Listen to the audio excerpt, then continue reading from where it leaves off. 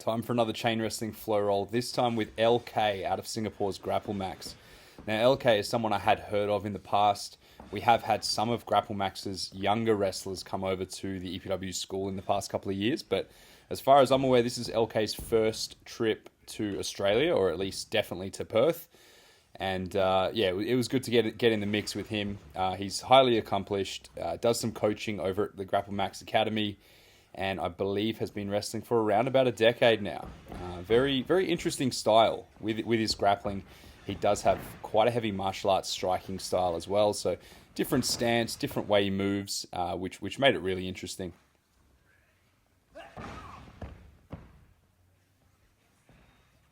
So here just targeting the arm, crossing over into a double wrist lock, taking him down, going for the head scissors, but he blocked it really nicely with that right arm.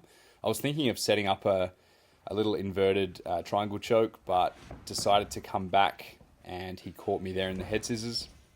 You'll see now that I'm bridging, and that's purely just to relieve pressure on the throat there. So the way LK posted up was beautiful just then, posting up on his hands, adding extra pressure with his knees. And now I went over for the headstand pass, but he caught me in a bit of a double underhook there, which is a really nice counter for counters. As we know, this is what chain wrestling is all about.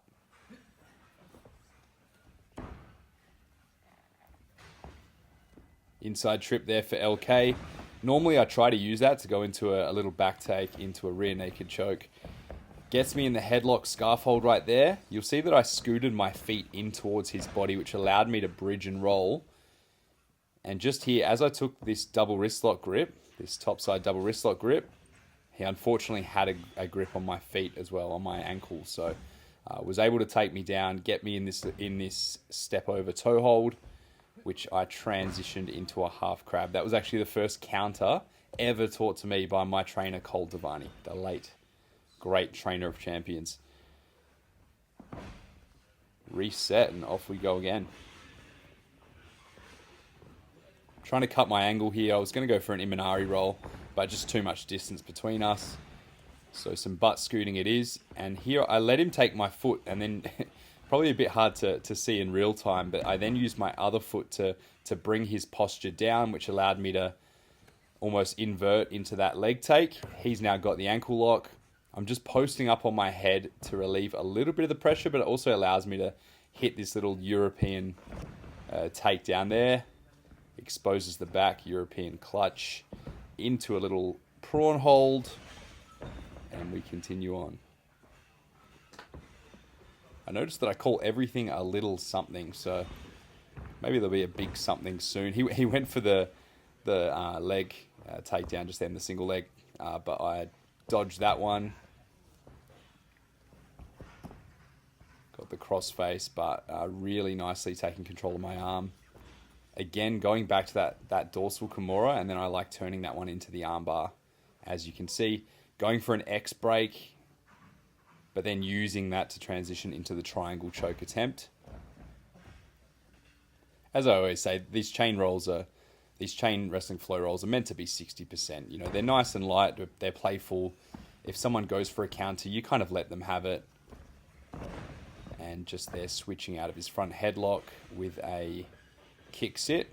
Great way to release the front headlock. You'll see there that style, just his head movement there, really good for grappling, even though he is predominantly a striker. Really good for grappling.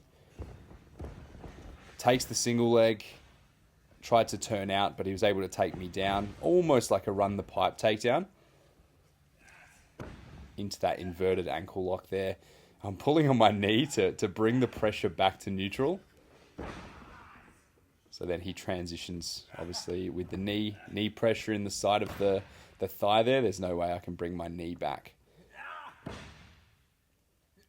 So here I use my leg over the top of his shoulder to almost go into a choi bar, arm bar. But just the way his body movement was, just wasn't that possibility there. Turned it into an omoplata. He was able to posture up. And we switch again. There we go into a sucker drag, one of my favorite counters for the front headlock. And any time they're on their stomach and I've got control of their arm, I like isolating one hand and then going for the other arm.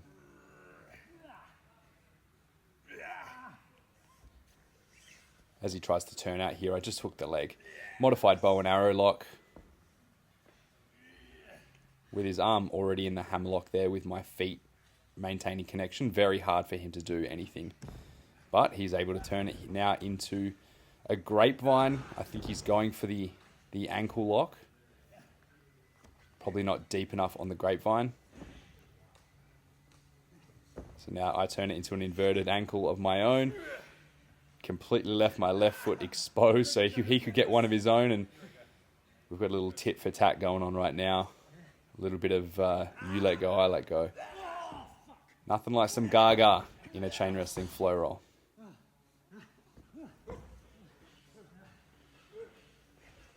Hooking the half crab. I've already got the ropes. No, sir.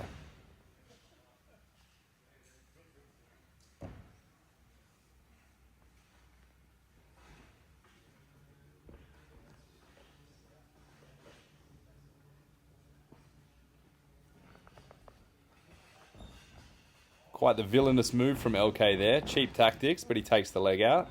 I'll give him that one.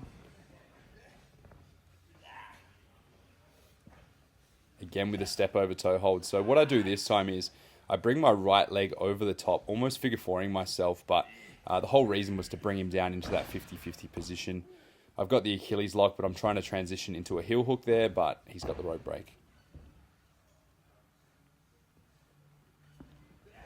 Head arc, a spin, one of my favorites, rolling over, taking the ankle lock, but he turns to his back. Again, another smart move.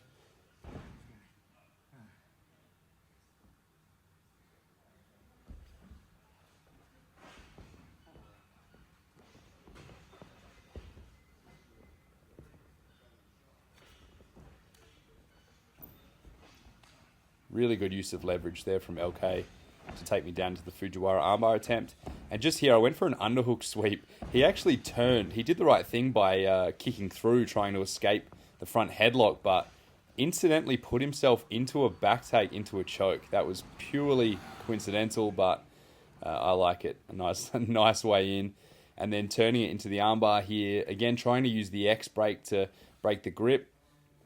Changing my angle, hooking the leg. He's now trying to stack me, but I end up turning on my stomach to escape the stack, which allowed him to take this modified figure four lock.